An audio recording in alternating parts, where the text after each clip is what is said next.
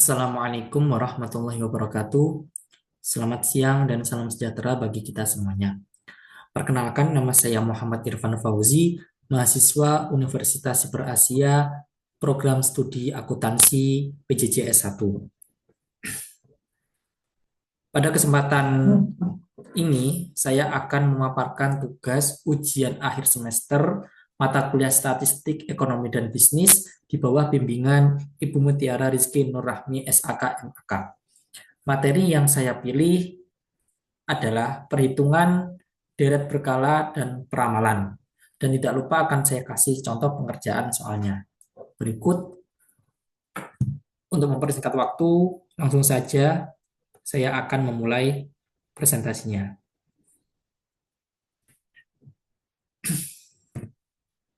Yang pertama, deret berkala atau time series.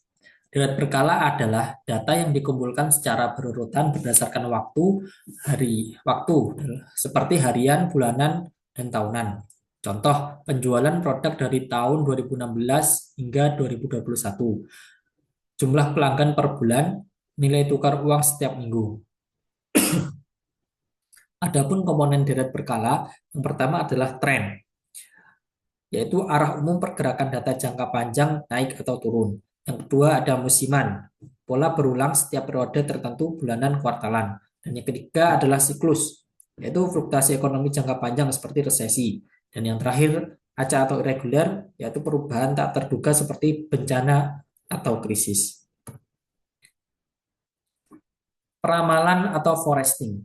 Peramalan adalah proses memperkirakan nilai masa depan berdasarkan pola data masa lalu. Tujuannya yaitu untuk membantu perencanaan strategi bisnis, kedua menentukan jumlah produksi, stok anggaran, dan yang ketiga adalah merespon permintaan pasar. Metode peramalan. Metode peramalan ini ada 4. Yang pertama ada metode rata-rata atau averaging method. Tujuannya yaitu mencari tren linear berdasarkan 2 titik waktu rata-rata data atau K1 dan K2. Yang mana rumusnya Y aksen sama dengan A plus BX, di mana A di sini adalah nilai rata-rata pada tahun dasar, misal 2017 atau 2020, sedangkan B yaitu laju perubahan rata-rata per tahun, di mana untuk mencari B rumusnya adalah K2 dikurangi K1 dibagi tahun dasar 2 dikurangi tahun dasar 1. Sedangkan X di sini adalah selisih tahun terhadap tahun dasar. Misalnya X sama dengan 3 jika tahun dasar 2017 dan ingin meramal tahun 2020. Selanjutnya ada metode kuadrat terkecil atau least square method. Tujuannya yaitu untuk menyesuaikan garis lurus terbaik atau best fit line pada data untuk meminimalkan jumlah kuadrat kesalahan. Rumusnya hampir sama, yaitu Y aksen sama dengan A plus BX. Namun di sini A-nya yaitu nilai rata-rata Y, di mana A sama dengan sigma Y dibagi N, sedangkan B laju perubahan rata-rata per tahun, di mana B sama dengan sigma XY dibagi sigma X kuadrat. Untuk X sama dengan variabel waktu, misalnya tahun, yang diberi nilai minus 2, minus 1, 0, 1, 2 sesuai posisi terhadap tengah data. Kemudian ada metode kuadratis atau quadratic method. Tujuannya yaitu menangkap pola data yang tidak linear, misalnya naiknya semakin tajam setiap tahun, di mana rumusnya adalah Y aksen sama dengan A plus BX plus CX kuadrat. Untuk mencari Y aksen ini, kita harus mencari sigma X kuadrat Y, sigma X pangkat 4, sigma XY, sigma Y-nya terlebih dahulu. Dan untuk mencari A-nya, itu sebagai berikut seperti yang digambar, dan juga B-nya, dan juga C-nya seperti ada yang digambar, di mana untuk N yaitu jumlah data, sedangkan X variabel waktu terstandarisasi, dan Y nilai aktual, sedangkan Y aksen nilai ramalan. Untuk berikutnya adalah metode eksponensial. Tujuannya menggambarkan tren pertumbuhan yang berkembang secara eksponensial, seperti pertumbuhan pelanggan, penduduk, dan penjualan yang melipat ganda. Dengan rumus Y sama dengan A dalam kurung 1 plus B pangkat X. Langkah-langkah perhitungan deret berkala dan peramalan. Yang pertama, susun data secara kronologis. Kedua, tentukan tahun dasar dari nilai variabel X. Ketiga, hitung parameter model A, B, dan C. Keempat, masukkan ke rumus peramalan. Dan yang terakhir, bandingkan model menggunakan error sigma Y min Y aksen pangkat 2. Langsung saja untuk menjawab soal yang telah diberikan. Saya akan membahasnya di sini juga. Seorang wirausahawan toko sepatu akan meramalkan penjualan sepatunya untuk tahun yang akan datang. Data yang ada dari tahun 2017 hingga 2021 untuk data ganjil dan dari tahun 2016 hingga 2021 untuk data genap sebagai berikut, seperti yang ada di gambar. Pertanyaannya adalah, tentukan persamaan trennya menurut metode kuadrat terkecil, Tholes Square Method, dan proyeksikan jumlah penjualan pada tahun 2022 dan 2023. Langsung saja untuk menjawabnya, kita bahas di sini juga. Kita mulai dengan konsep dasar metode kuadrat terkecil. Metode kuadrat terkecil menyusun persamaan garis tren linear dalam bentuk Y sama dengan A plus BX, seperti yang saya jelaskan di atas tadi. Di mana Y nilai penjualan, X variabel waktu, tahun, tapi biasanya dibuat lebih simpel dengan kode seperti min 2, min 1, 0, 1, 2. Dan A konstanta atau intercept, B koefisien tren kemiringan garis, di mana A rumusnya sigma Y dibagi N, dan B sama dengan sigma XY dibagi sigma X kuadrat. Langkah pertama kita akan mencari atau mengolah data ganjil tahun 2017 hingga 2021. Di soal tadi diketahui ada 5 tahun dari tahun 2017 hingga 2021 di mana penjualannya atau Y itu seperti yang ada di gambar dan kita cari X-nya atau tahunnya. Nah, di sini sudah saya dapatkan di mana untuk data tengahnya karena ada 5 tahun, berarti data tengahnya ini tahun 2019 atau nilai nolnya. Jadi untuk tahun 2017 otomatis minus 2, kemudian diikuti minus 1, 0, 2021, 2021, 2. Untuk X kuadratnya tinggal kita kuadratkan dari X-nya sebelumnya. Dimana 2017 4, 2018 1, 2019 0, 2021, 2021 4. Untuk nilai XY kita kalikan dengan penjualan dan X-nya. Mendapatkan angka sekian seperti yang ada di gambar. Kemudian kita jumlah semuanya. Sigma Y ketemu 710, sigma X 0 karena kita buat simetris. Sigma X2 itu ketemunya 10, sedangkan sigma XY sama dengan 100. Nah, bagaimana untuk mencari persamaan tren data ganjil? Nah, sebelum ke persamaannya, kita harus mencari nilai A sama B-nya.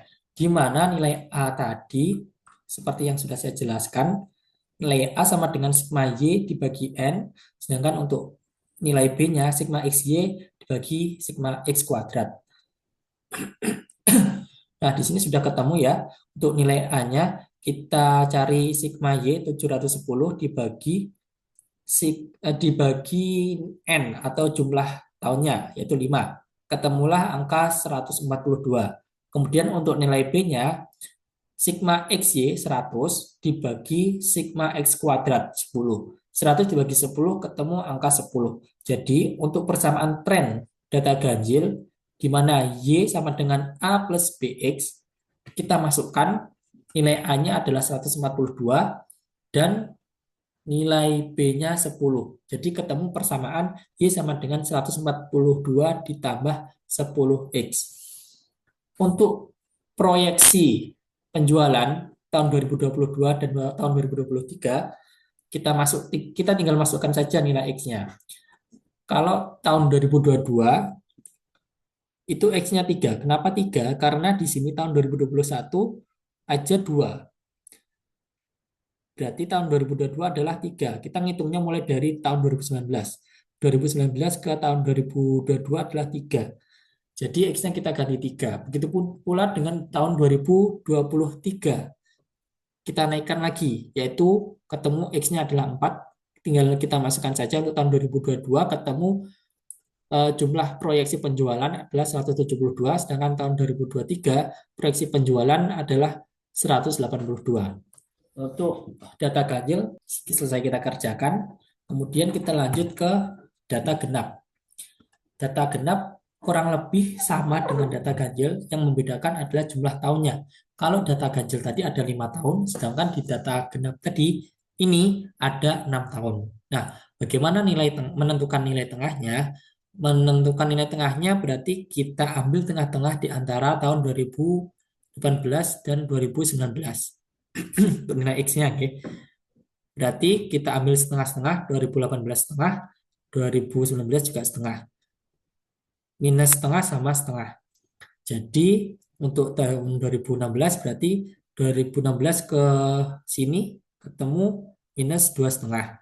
Kemudian lanjut 2017 ke sini ketemu 1,5, 2018 setengah, 2019 minus setengah, 2019 setengah, 2020 1,5, 2021 2,5. Untuk pengerjaannya kurang lebih sama.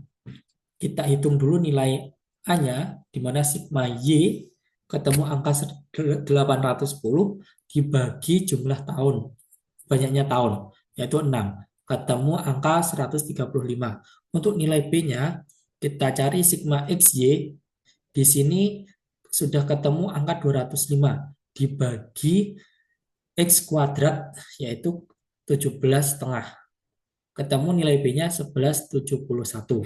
Jadi persamaan tren untuk data genap, Y sama dengan A plus BX, kita tinggal masukkan Y sama dengan 135 ditambah 11,71X. Untuk proyeksi tahunannya, tahun 2022, X-nya adalah 3,5. Tinggal kita masukkan, ketemu angka 175,99. Kemudian untuk 2023, X-nya adalah 4,5. Kemudian kita masukkan, dan kita jumlah ketemu angka 187,7. Untuk data genap sudah kita kerjakan. Kurang lebih untuk persamaan trennya seperti ini, dan proyeksi tahunannya kurang lebih seperti ini, proyeksi penjualan tahunannya. Nah, ini kesimpulan akhir data ganjil persamaan Y sama dengan 142 plus 10X, proyeksi penjualan 2022 172 unit, 2023 182 unit. Sedangkan data genap persamaan Y sama dengan 135 plus 11,71X. Proyeksi untuk 2022 penjualannya 176 unit, sedangkan 2023 188 unit. Kesimpulan materi ini, materi deret berkala dan peramalan sangat penting dalam statistik ekonomi dan bisnis karena memungkinkan perusahaan dan pemerintah mengantisipasi tren masa depan. Kedua, memberikan dasar kuantitatif dalam pengambilan keputusan. Dan ketiga, meningkatkan efisiensi dalam pengelolaan sumber daya. Cukup sekian presentasi dari saya. Mohon maaf apabila ada kurangnya. Wabillahi taufiq wal hidayah. Wassalamualaikum warahmatullahi wabarakatuh.